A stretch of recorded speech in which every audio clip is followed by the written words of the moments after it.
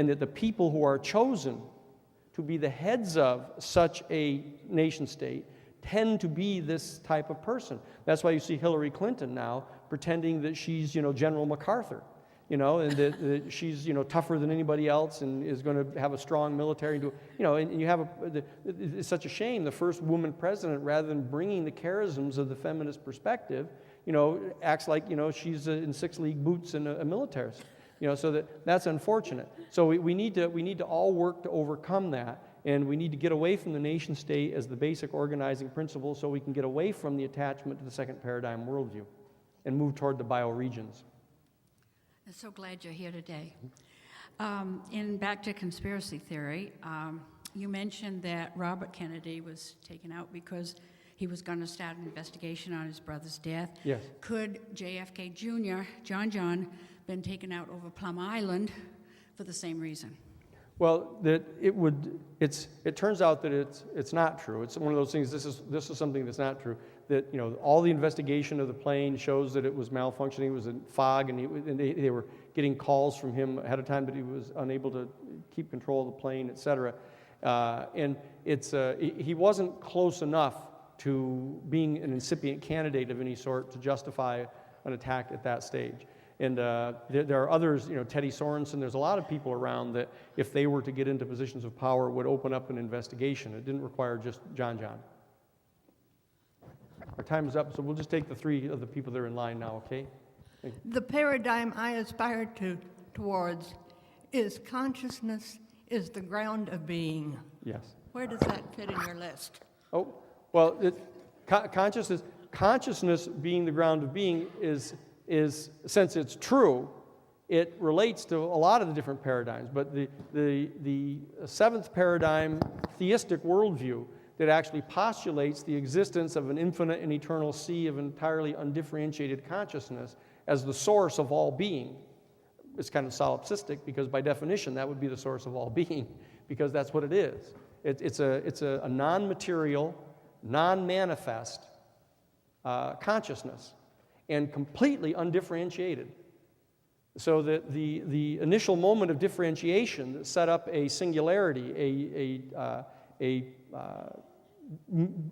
a center of discontinuity in the otherwise entirely infinite and eternal and undifferentiated field of consciousness, was the actual origins of the physical universe. Now, the question as to why that would happen. Why would an otherwise infinite and eternal sea of entirely undifferentiated consciousness ever undertake to differentiate any particular subsection of it so as to generate the entire physical universe becomes, of course, the major theological question. What is this all about? Why is there incarnated material reality? If, in fact, the perfect state of things is this infinite and eternal state of quietude in consciousness. That becomes, of course, the source of the fundamental quest of theology, and the Manichaeist heresy that was dealt with in the treaty of the original Vatican Council was attempting to deal with that, because Manichaeists condemn as inherently fallen and evil and flawed and sinful the entire material manifestation. And so that the idea of being able to embrace the material manifestation, to come to an understanding of the positive role that the manifest universe plays in the great scheme of things, is the ultimate theological question. So we don't have enough time to answer that one at the time. So next time we'll do that. Okay. Yeah, I had two questions. You already answered the question about Putin, Yes. pretty much. The second question is, do you believe there's anything behind the stories that we have alien reproduction vehicles in the covert world, and that through that we have capability to travel to the stars and may have bases on the moon and Mars? And I guess that's I'll tell you what enough. I do think. I think that we clearly, I say we, but the military-industrial complex, in my opinion, clearly has been actively engaged in the attempt to reconstruct these vehicles. They've taken them apart and built them. I mean, I've seen the photographs of of the real vehicles that they've got, which I talked about one other time. So I'm positive that they are, in fact, constructing these vehicles. That it's not at all clear to me that they know how to operate them that well. That they tend to be still flying around. They've still got the training wheels on these vehicles. But I do think they fly them around, and that you can see them around Area 51. You can see them moving around. But I don't know at this time that they've actually been able to pilot them and control them well enough to actually take them out into space. And besides, I'm not sure that the extraterrestrial people would allow them to do that.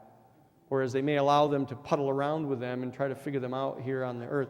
But I do think that there are some instances. Now, I don't go as far as Stephen Greer goes to suggest that the vast majority of sightings are these vehicles that have been constructed and they're just scaring people with these things. I don't think that's true. But I do believe that some of the sightings are these vehicles that have been constructed by our military-industrial complex, and that they're flying them around here on the planet.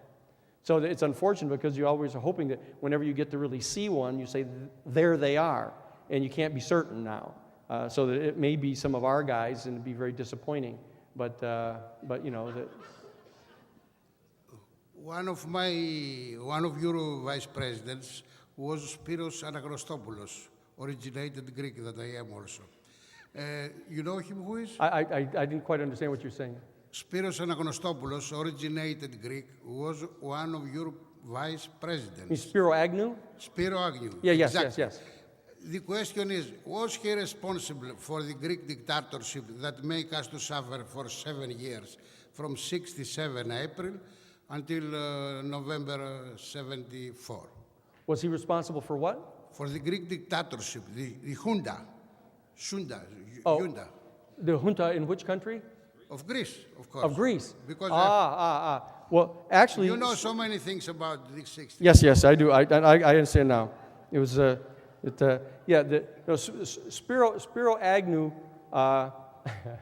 It was a funny thing they said about Spiro Agnew. They said ultimately Spiro Agnew was a very petty man, and there's a famous saying is that, and while Spiro Agnew is the kind of guy that might have stolen your goose off the common, Richard Nixon was the kind of guy who would have stolen the common from the people.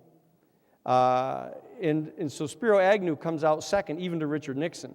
So he was kind of a venal, low consciousness, bulldog guy that Nixon was attempting to actually project his dark self out into, and not entirely unlike Cheney, at the present time. That you can project out all your bad guy qualities into the vice president and let him take those and be your hatchet man. And Spiro Agnew attempted to do that, but in the final analysis, he got caught taking $500 bills in a little brown paper bag across his desk in the vice president's office, for a contract that he took a bribe on out in Maryland when he was the governor out there. And so he wasn't really involved in any of the major policy decisions at all. So I wouldn't want to give him the credit for facilitating the junta in Greece at all. No. So thank you very, very much. I really appreciate getting a chance to chat with you. Thank you. Thank you so much. Bye-bye.